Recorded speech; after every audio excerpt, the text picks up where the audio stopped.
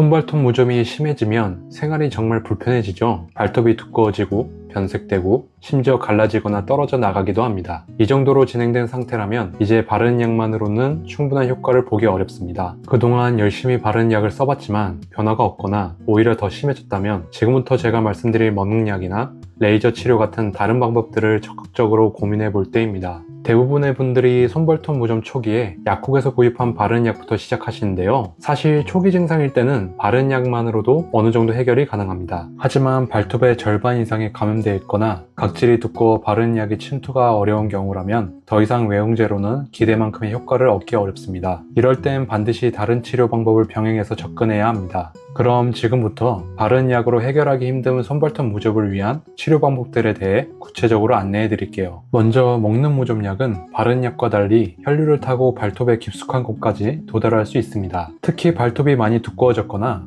바르는 약을 몇 개월 사용했음에도 아무런 변화가 없다면 먹는 약을 추가하는 것이 꼭 필요합니다. 먹는 무좀약 중 가장 널리 알려진 성분은 바로 테르비나핀입니다. 흔히 라미실이라고 알려진 이 약은 무좀 치료에 효과가 뛰어나고 빠른 시간 내에 증상 개선을 보여줍니다. 보통 하루에 2번 한 알씩 꾸준히 복용하고 무좀이 심하지 않으면 3개월에서 길게는 6개월 정도면 치료가 가능하다고 합니다. 하지만 이 약은 간에 부담을 줄 수 있으니 주의해야 합니다. 따라서 복용 전과 중간중간에 반드시 간 기능 검사를 받아보는 게 안전합니다. 또 다른 먹는 약으로는 이트라코나졸이 있습니다. 스포라녹스라는 상품명으로 유명한 이 약은 체내에서 매우 넓게 분포되기 때문에 발톱 깊숙한 곳까지 침투할 수 있죠. 복용법은 2가지가 있는데요. 하루에 한 번씩 3개월 동안 꾸준히 복용하거나 하루 2번씩 일주일 복용 후 3주간 쉬는 주기요법이 있습니다. 특히 다양한 곰팡이에 복합적으로 감염된 무좀에 효과적이어서 여러 곰팡이균에 걸린 분들에게 더 좋은 선택지가 될 수 있습니다. 이 약 역시 다른 먹는 무좀약처럼 간 기능 검사가 필요하니 꼭 의사 지시에 따르세요. 마지막으로 플루코나졸이 있습니다. 이 약은 주 1회만 복용하면 되기 때문에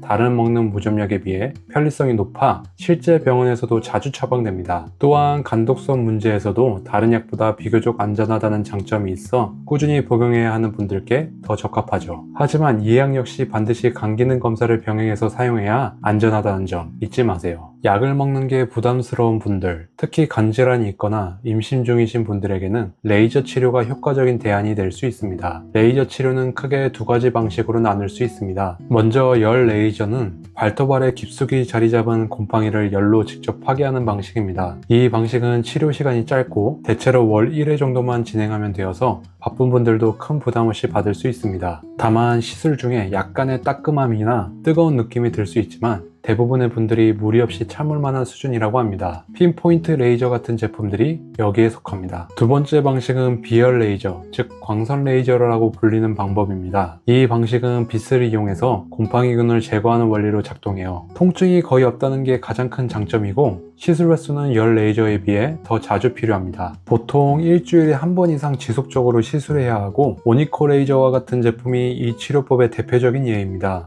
단독 치료로는 열 레이저보다는 효과가 다소 떨어질 수 있지만 바른 약과 함께 사용하면 훨씬 좋은 결과를 얻을 수 있습니다. 여기서 한 가지 더 중요한 팁을 드릴게요. 레이저 치료는 일부 병원에서 실손보험이 적용될 수 있습니다. 병원마다 다르고 가입하신 보험의 약관에 따라 다를 수 있으니 꼭 미리 병원에 문의하셔서 본인이 적용 대상인지 확인하는 것이 경제적 부담을 줄이는 현명한 방법입니다. 무엇보다 확실한 치료를 원하신다면 병행요법이 최선입니다. 바른 약과 먹는 약, 그리고 레이저 치료까지 동시에 병행하면 각 치료법의 강점을 극대화하면서 빠르게 회복될 수 있습니다. 특히 한 연구에서는 주블리아 같은 바른 약과 레이저를 병행했을 때 치료 성공률이 80에서 90%에 이른다고 보고되기도 했습니다. 여기에 개인의 위생관리와 생활습관까지 개선한다면 치료 성공률은 거의 완벽에 가까워지겠죠. 특히 당뇨가 있거나 면역력이 약한 분들은 무좀균이 쉽게 사라지지 않고 계속 재발할 가능성이 높습니다. 그래서 처음부터 병행요법으로 철저하게 치료 계획을 세우는 것이 좋습니다. 이런 경우엔 반드시 의료진과 충분히 상의하셔서 본인의 건강 상태와 생활 환경에 가장 알맞는